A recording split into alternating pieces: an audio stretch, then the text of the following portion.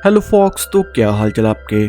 तो आज की कहानी चार सच्चे दोस्तों की है जो कि मिलकर गैम्बलिंग हाउस को लूट लेते हैं और यहीं से इनकी उल्टी गिनती शुरू हो जाती है। तो आइए देखते हैं क्या ये सच्ची दोस्ती इनको मुसीबत से निकाल पाएगी। कहानी की शुरुआत में हम एंडी और जैंग को देखते हैं जो कि बहुत ही अच्छे दोस्त हैं और इन्हें अमीर बनने की बहुत ही ज़्यादा जल्दी है। खैर, इसके बाद हमें साउथ कोरिया की हालत को दिखाया जाता है जिनसे हम जान पाते हैं कि साउथ कोरिया बर्बादी की राह पर है और चारों तरफ भूखमरी क्राइम और सरकार के खिलाफ प्रोटेस्ट चल रहे हैं और साथ ही शहरों में गैंगस्टर और क्रिमिनल्स का कब्जा है। खैर, इसके बाद दोनों अपने बेस्ट फ्रेंड जुनसुक को जेल से लेने जाते हैं क्योंकि आज उसकी सज़ा खत्म हो चुकी है। जिसके बाद जुनसुक दोनों को कहता है कि जेल में मेरी दोस्ती एक ऐसे बंदे से हुई थी जो कि ताइवान में इलीगल काम से बहुत से पैसे छापता है और दोस्ती के नाते उसने मुझसे प्रॉमिस किया है कि पैसों के बदले वो हमें ताइवान में सेटल कर देगा। और इसी के साथ जुनसुक दोनों को बताता है कि वहाँ हम एक अच्छा सा बिजनेस खोलेंगे और साथ ही बीच के किनारे हमारा घर होगा जो कि किसी जन्नत से कम नहीं होगा।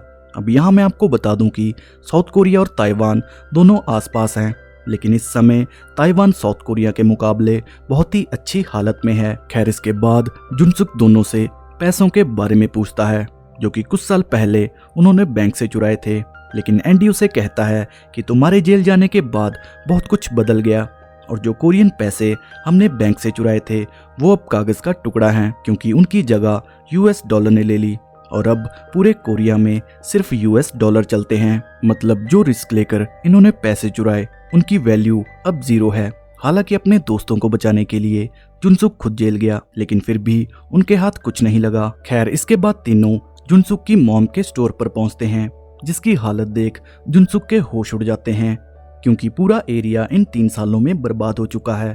फिर इसके बाद तीनों एक गैम्बलिंग हाउस में जाते हैं जिसमें सारे पैसों का लेन देन यूएस डॉलर में होता है और यहाँ की तिजोरी को देख जुनसुक गहरी सोच में पड़ जाता है। जिसके बाद इन्हें अपना दोस्त सैंग मिलता है जो कि इसी गैम्बलिंग हाउस में काम करता है और इसने जुनसुक को काफी पैसे भी देने हैं, जिसके चलते जुनसुक उसे कहता है कि मुझे मेरे पैसे चाहिए, लेकिन सैंग उसे कुछ महीने का टाइम मांगता है जहाँ जुनसुक उसे कहता है कि मेरे पास टाइम नहीं है, इसलिए तुम मेरे साथ मिलकर गैम्बलिंग हाउस में रॉबरी करोगे और रॉबरी के बाद तुम्हारे सारे पैसे माफ। अब रॉबरी की बात सुनकर सबकी चड्डी गीली हो जाती है। जिसके बाद वो जुनसुक को समझाने की कोशिश करते हैं कि ऐसा मत करो, लेकिन जुनसुक उन्हें कहता है कि इसकी प्लानिंग मैं जेल में कर चुका हूँ और वैसे भी हमारे पास खोने को है क्या।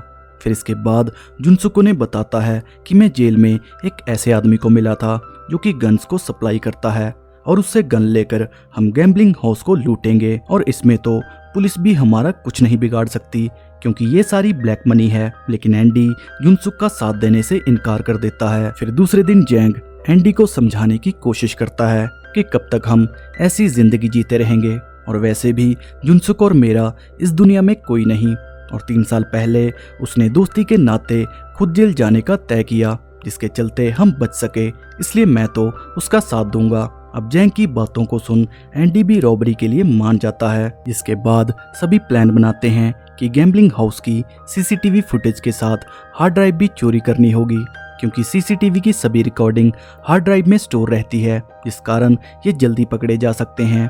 फिर इसके बाद चारों गैम्बलिंग हाउस में एक एक चीज को नोटिस कर लेते हैं कि कौन सी चीज कहाँ पर है। खैर, इसके बाद जुनसुक जाकर बोंग को मिलता है और ये वही इंसान है जो जुनसुक को जेल में मिला था और ये बंदा इन्हें बहुत से वेपन्स देता है जिन्हें लेकर ये गैम्बलिंग हाउस की तरफ निकल पड़ते हैं। अब रॉबरी करने से पहले चारों काफी नर्वस हो जाते हैं, लेकिन खुद को संभालते हुए चारों गैम्बलिंग हाउस को अपने कंट्रोल में ले लेते हैं जहां फीमेल वर्कर अलार्म को ऑन कर देती है जिससे दूर बैठे गैंगस्टर को इसका पता चल जाता है, जिसके चलते वो भी गैम्बलिंग हाउस की तरफ बढ़ने लगते हैं। लेकिन कुछ ही देर में सारे पैसों को लेकर जुनसुक दोस्तों के साथ यहाँ से भागने ही लगता है कि तभी उनके सामने गैम्बलिंग हाउस के गैंगस्टर आ जाते हैं, पर फिर भी सभी यहाँ से भागने में कामयाब रहते हैं। फिर थोड़ी दूर आकर सभी अपनी जीत का जश्न मनाते हैं जहाँ जुनसुक जैंग को कहता है कि क्या तुमने हार्ड ड्राइव निकाल ली थी, जहाँ जैंग उसे कहता है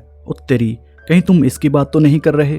खैर, अब यहाँ सारी चीजें प्लान के हिसाब से हुई, यानी कि ये सब अब एक अच्छी जिंदगी शुरू कर सकते हैं। और इधर गैम्बलिंग हाउस का मालिक पैसों के जाने से इतना परेशान नहीं था जितना उसे हार्ड ड्राइव ने कर दिया, क्योंकि उसमें बड़े बड़े पॉलिटिशियन और पुलिस ऑफिसर के रिकॉर्ड थे, और अगर वो रिकॉर्ड लीक हो गए तो बहुत बड़ी मुसीबत आ सकती है, जिसके चलते वो हैन नाम के हिटमैन को हायर करते हैं, जो कि बहुत ही डेंजरस है। खैर, अब पैसे बांटने के बाद जुनसुक जैंग को कहता है कि तुम भी हमारे साथ आ सकते हो, क्योंकि हैंडी अपने माँ बाप से मिलकर कल हमारे साथ ही चला जाएगा।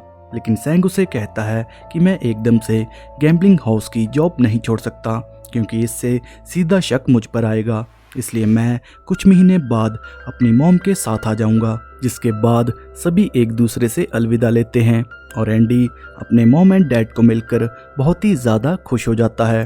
और इधर हैन जाकर बोंग से इन्वेस्टिगेशन करता है कि क्या तुमने किसी ऐसे आदमी को वेपन दिए जो गैम्बलिंग हाउस को लूटने वाला था। और यहाँ हैन को देख बोंग की हालत खराब हो जाती है, क्योंकि वो हैन को अच्छे से जानता है कि वो कितना खतरनाक है। लेकिन फिर भी बोंग हैन को कुछ नहीं बताता, पर हैन उसके चेहरे को देख समझ जाता है कि इसी ने उन्हें वेपन्स दिए थे। जिसके थोड़ी देर बाद हैन दोबारा से आकर बोंग के लोगों को मार देता है और बोंग को गन पॉइंट पर लेकर उससे जुनसुक के नंबर पर कॉल करवाता है, जहां बोंग जुनसुक को कहता है कि कहीं भी जाने से पहले मुझसे एक बार मिलकर जाना। और बोंग की बातों को और आवाज़ को सुन जुनसुक थोड़ी टेंशन में आ जाता है और फोन कट होते ही हैन बोंग की लोकेशन को उड़ा देता है। जिसके बाद जुनसुक सैंग को कॉल करता है कि वहाँ कोई गड़बड़ तो नहीं, और यहाँ सैंग उसे कहता है कि अभी तो कुछ नहीं पता, मैं अपने काम पर वापस जा रहा हूँ, बाकी वहाँ जाकर देखता हूँ। और काम पर आते ही सैंग को गैम्बलिंग हाउस के लोग अजीब सी नज़र से देखने लगते हैं, क्योंकि रॉबरी की रात सैंग छुट्टी पर था, इसलिए वहाँ के लोग उसे हर जगह फॉलो कर रहे थे। जिससे डरकर सैंग बाथरूम जाने का बहाना लगाता है और मौका देखकर सैंग वहीं से गोली हो जाता है, जिसे देख वो समझ जाते हैं कि रॉबरी में सैंग भी शामिल था। फिर इसके बाद सैंग भागकर जुनसुक की वही शॉप में आ जाता है, क्योंकि उसके पैसे और एक गन जैंग ने उसके लिए रख दी थी, ताकि अगर कोई गड़बड़ी हुई तो ये गन सैंग के काम आएगी। लेकिन यहाँ पहले से ही हैन उसका इंतजार कर रहा था। जिसके बाद हम जुनसुक के नाइटमेयर को देखते हैं, जिसमें जुनसुक सैंग को मरा हुआ पाता है।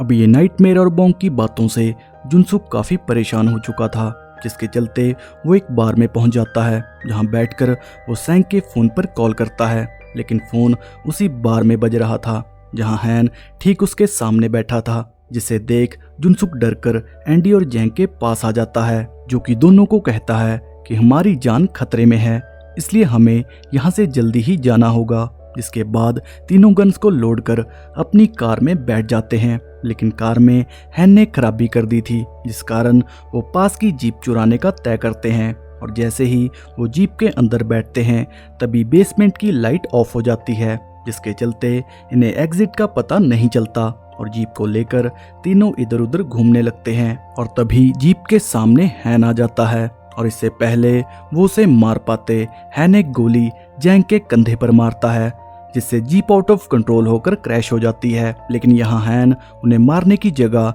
एक मौका देता है कि मैं तुम्हें 5 मिनट देता हूँ, यहाँ से जितना दूर जा सकते हो चले जाओ। अब यहाँ पर आप सोच रहे होंगे कि हैन ने उन्हें क्यों नहीं मारा, तो मैं आपको बता दूं कि हैन एक हंटर है, जो कि जुनसुक जैसे लोगों का जानवरों की तरह शिकार करता है। इसलिए हैन उन्हें मारने से पहले मौत का खौफ बनाना चाहता है, जिसके चलते वो जुनसुक और उसके दोस्तों को छोड़ देता है। खैर, इसके बाद जुनसुक जैंग को लेकर हॉस्पिटल पहुंचता है, लेकिन यहाँ भी उनका पीछा करते हुए हैन भी पहुंच जाता है, जिसे जुनसुक देख लेता है। लेकिन तीनों हैन से बचते हुए यहाँ से भागने लगते हैं, जो कि हैन की ही कार को लेकर यहाँ से भाग जाते हैं। और हैन की कार को देख तीनों समझ जाते हैं कि ये साला कोई और नहीं बल्कि पुलिस ऑफिसर है, और ऑफिसर होने के नाते हैन के पास वो सारी फैसिलिटी थी जिससे वो तीनों की लोकेशन को ट्रैक कर सकता था। अब इसे देख जुनसुक हैन से फोन पर बात करता है, जहां जुनसुक हैन को कहता है कि हम सारे पैसे वापस कर देंगे, लेकिन हमारा पीछा छोड़ दो। अब ये सुन हैन जुनसुक की गलतफहमी दूर करता है कि मैं ये सब पैसों के लिए नहीं कर रहा, तुम मेरा टारगेट हो और मैं अपने टारगेट को कभी नहीं छोड़ता, तुम्हें जहाँ छुपना है छुप जाओ, मैं तुम्हें ढूंढ ही लूंगा। अभी यहाँ पर आप सोच रहे होंगे कि हैन ने हार्ड ड्राइव की बात जुनसुक से क्यों नहीं की, तो इसका रीज़न सिंपल है। अब हैन उनका शिकार करना चाहता है और हैन नहीं चाहता कि जुनसुक उसे हार्ड ड्राइव को लेकर ब्लैकमेल करे। और यहाँ जुनसुक को भी नहीं पता कि ये साला पैसे नहीं बल्कि हार्ड ड्राइव का भूखा है। मतलब सीधी भाषा में कहूँ तो जुनसुक हार्ड ड्राइव की मदद लेकर हैन से बच सकता था, इसलिए हैन हार्ड ड्राइव की बात जुनसुक से नहीं करता। खैर थोड़ी देर बाद हैन को पुलिस अरेस्ट कर लेती है, लेकिन कुछ ही देर में वो हैन को छोड़ देते हैं क्योंकि हेड ऑफिसर ने बाकी ऑफिसर को आदेश दिया था कि हैन हमारा ही आदमी है। खैर फिर दूसरे दिन तीनों हार्बर नाम की अबेंडन जगह पर पहुंचते हैं, जहां जुनसुक अपने उसी दोस्त को कॉल करता है जो कि उन्हें ताइवान लेकर जाएगा। जहां जुनसुक का दोस्त उसे कहता है कि मुझे पहुंचने में थोड़ा टाइम लगेगा, लेकिन जल्दी ही मैं तुम्हें यहाँ से निकाल लूंगा। फिर इसके बाद हम बोंग के ब्रदर बोंगशू को देखते हैं, जो कि अपने भाई के मारे जाने से बहुत ही गुस्से में था, जिसे किसी भी हालत में बस अपने भाई की मौत का रिवेंज लेना था। और तभी बोंगशू का आदमी उसे कॉल करता है, जो कि उसे कहता है कि हैन हमारे पास आया है, जो कि हमसे कुछ वेपन्स खरीदना चाहता है। आप कहें तो अभी मैं इसे मार दूं, लेकिन सेंगसू अपने आदमी को कहता है कि उसे जो चाहिए दे दो और साथ ही उसके सामान में एक ट्रैकर को फिट कर दो और उसे कोई हाथ नहीं लगाएगा क्योंकि उसने मेरे भाई को मारा है, इसलिए मैं खुद उसे मारना चाहता हूँ। खैर इसके बाद हम एंडी के पेरेंट्स को देखते हैं, जिनके घर पर गैम्बलिंग हाउस वाले गुंडे आ चुके थे। इसके बाद एंडी अपने घर पर कॉल करता है, जो कि अपनी माँ की बातों से समझ जाता है कि उसके पेरेंट्स मुसीबत में हैं। जिसके बाद एंडी जुनसुक से आखिरी अलविदा लेकर अपने घर की तरफ बढ़ने लगता है और उसी रात हैन दोबारा से आकर जैंग और जुनसुक पर अटैक कर देता है, लेकिन दोनों बहुत ही बहादुरी से हैन का सामना करते हैं। लेकिन अचानक से एक गोली जुनसुक के वेस्ट पर लग जाती है, जिसे देख जैंग को गुस्सा आ जाता है, जिसके चलते वो हैन को शॉटगन से मारने की कोशिश करता है, लेकिन हैन जैंग को गोलियां मारकर अधमरा कर देता है। और अपने दोस्त की हालत देख जुनसुक हैन पर टूट पड़ता है और तभी एक गोली हैन के कंधे पर लगती है, जिसके बाद जुनसुक जैंग को लेकर छुप जाता है। लेकिन थोड़ी देर बाद जैंग की मौत हो जाती है, जिससे जुनसुक पूरी तरह टूट जाता है, क्योंकि जैंग और एंडी जुनसुक का परिवार थे और अपने भाई जैसे दोस्त को खोने के बाद जुनसुक के दिल में गुस्सा भर जाता है, जिसके चलते वो हैन को मारने की कोशिश करता है। लेकिन यहाँ हैन उसी पर भारी पड़ता है और इससे पहले वो जुनसुक को मार पाता तभी सेंगसू आकर हैन पर अटैक कर देता है, जिससे जुनसुक की जान बच जाती है और सेंगसू के आदमी हैन को बहुत सी गोलियां मारते हैं। लेकिन इससे पहले वो उसे पूरा मार पाते तभी हैन नदी में कूद जाता है और दूसरे दिन जुनसुक ताइवान के लिए रवाना हो जाता है। फिर इसके बाद काफी समय बीत जाता है, लेकिन अब भी जुनसुक अपने दोस्तों को खोने का गम भुला नहीं पाया। और यहाँ मैं आपको बता दूं कि एंडी जब अपने घर वापस गया था तो उसे गैंगस्टर द्वारा मार दिया गया था। खैर अब जुनसुक को खबर मिलती है कि उस रात हैन बच गया था। अब ये सुनकर जुनसुक अपनी फायरिंग प्रैक्टिस शुरू कर देता है, जिसमें जुनसुक हैन की टक्कर का बन जाता है। फिर पूरी तैयारी करने के बाद जुनसुक हैन को कोरिया में जाकर मारने का तय करता है, क्योंकि हैन ने उसके दोनों भाइयों को उससे छीन लिया, जिसका गिल्ट आज भी जुनसुक को बहुत ही परेशान करता है।